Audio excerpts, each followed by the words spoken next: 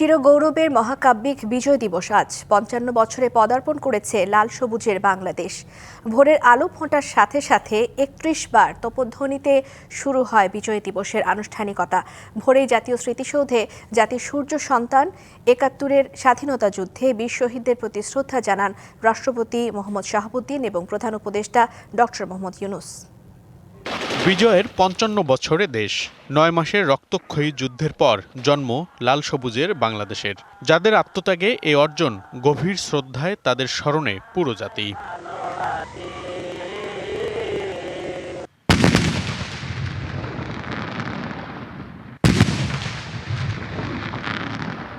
সূর্যোদয়ের সঙ্গে সঙ্গে ঢাকার তেজগাঁওয়ের পুরাতন বিমানবন্দরে ৩১ বার তোপধ্বনির মধ্য দিয়ে শুরু হয় মহান বিজয় দিবসের আনুষ্ঠানিকতা।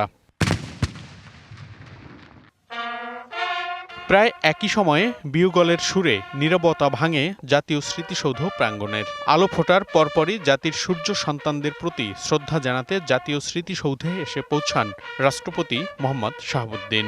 ৪ গুণ শক্তিশালী এনজাইম ও অধিক ফেনা সমৃদ্ধ অরিক সিলভার ওয়াশ মাত্র ৭০ টাকায়।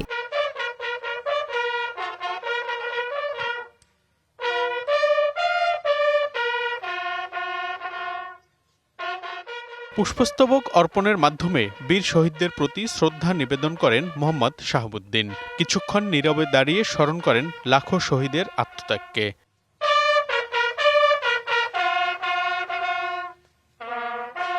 এ সময় শহীদদের জানানো হয় রাষ্ট্রীয় সালাম।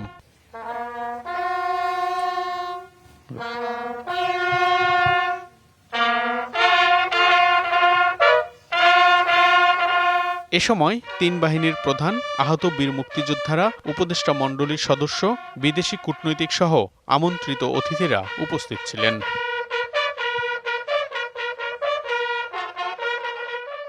কিছুক্ষণ পর স্মৃতিসৌধে এসে পৌঁছান প্রধান উপদেষ্টা ডক্টর মোহাম্মদ ইউনূস।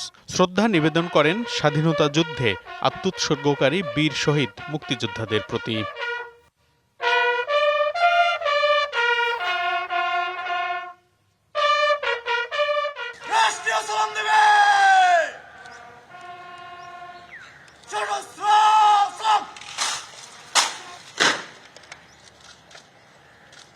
পরে উপস্থিত অতিথিদের সাথে কুশল বিনিময় ও পরিদর্শন বইতে সই করেন প্রধান উপদেষ্টা। পরে সর্বসাধারণের জন্য উন্মুক্ত করে দেয়া হয় প্রাণের স্মৃতিসৌধকে। দেখতে দেখতে ৫৪ বছর পার করে ৫৫ বছরে পা দিল বাংলাদেশ। এই দীর্ঘ সময়ে পৃথিবীর বুকে নিজেদের জায়গা অন্যরকমভাবে তৈরি করে নিয়েছে প্রিয় এই মাতৃভূমি।